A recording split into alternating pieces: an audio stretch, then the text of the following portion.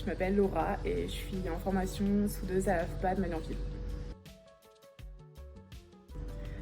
J'ai commencé dans un bac électronique et ensuite j'ai fait un DUT mécanique aérospatiale où on était 3 femmes sur 300 élèves. À la suite de ça, je suis partie vivre au Qatar pour travailler dans l'architecture et ensuite en revenant ici, j'ai fait une TSMI à l'AFPA de Meudon pour être du coup technicienne supérieure en maintenance industrielle.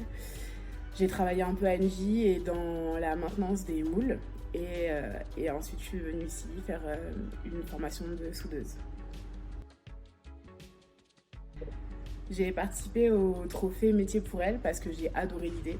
J'ai adoré l'idée qu'on ait envie de mettre en lumière des femmes qui ont un parcours pro peu conventionnel.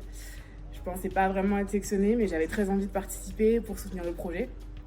Et ce qui m'a définitivement convaincue, c'était le parti pris de mettre dans la description du trophée que les femmes étaient surreprésentées dans les métiers dits à vertu féminine, qui sont des métiers qui sont mal rémunérés.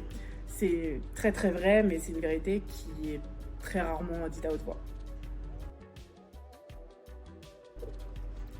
Ma plus grande fierté, c'est la base de toutes mes autres fiertés. C'est la confiance que je mets en moi, même quand personne d'autre croit en moi, et ça arrive très souvent.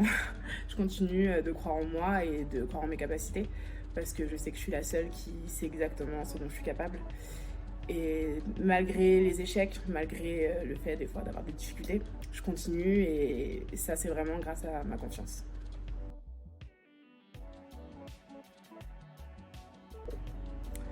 Alors mes conseils pour les femmes qui veulent devenir soudeuses, c'est déjà de rester elles-mêmes. Parce que moi on m'a souvent conseillé des choses que je trouvais complètement aberrantes, du style d'être discrète, de ne pas faire trop de bruit, de ne pas rigoler trop fort, ou encore pire d'être froide, glaciale, distante.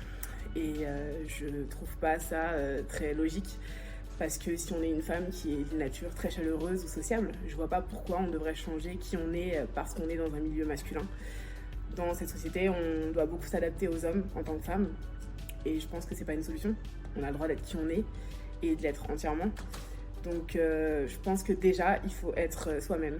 Ensuite, je pense aussi qu'il faut pas se bloquer sur des commentaires qu'on peut avoir qui sont des fois machistes ou des choses un peu déplacées, parce que c'est une minorité de personnes. Et en général, la grande majorité des hommes, ils sont super contents de nous avoir dans l'équipe.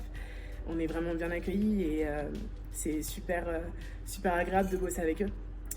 Et la troisième chose, c'est de foncer, de vous accrocher. Parce que c'est vrai qu'il faut peut-être plus de détermination et de motivation pour une femme de vouloir faire un métier masculin.